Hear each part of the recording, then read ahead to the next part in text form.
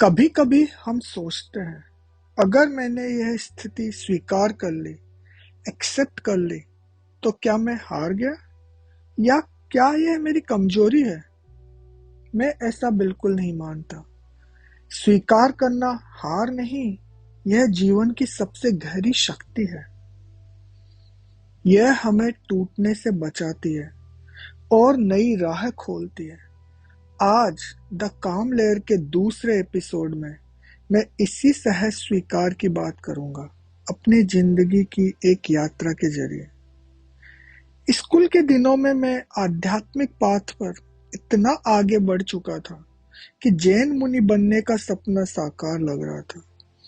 तभी कुछ सिचुएशंस आई और ये रास्ता संभव नहीं हो पाया।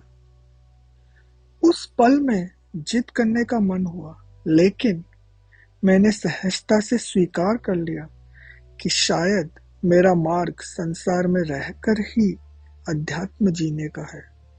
शांति को अपना सबसे बड़ा हथियार बनाना है। यह फैसला आसान नहीं था, लेकिन इसी स्वीकार ने मेरे जीवन को एक नई सार्थक दिशा दी। उसी दौर में पढ़ाई भी जारी थी। परिस्थितियों ने बीच सेशन में शहर और स्कूल बदलवा दिया। अच्छे स्कूल में जगह नहीं मिली, फिर भी मैंने एक सच्चाई अपनाई।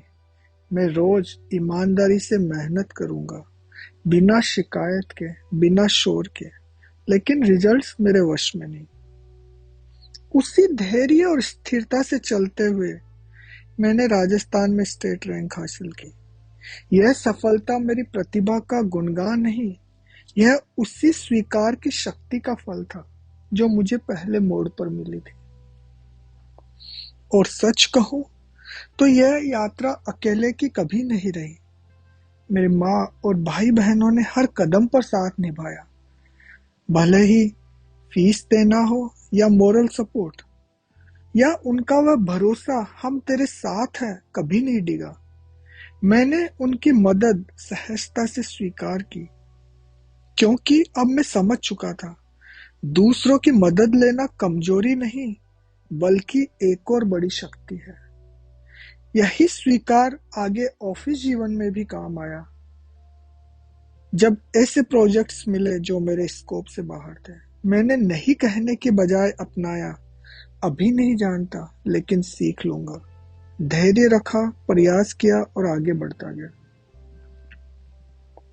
देखिए मित्रों, ये मेरे साधारण अनुभव है, लेकिन इनमें वही शक्ति काम कर रही थी जो हम बड़े लोगों में भी देखते हैं।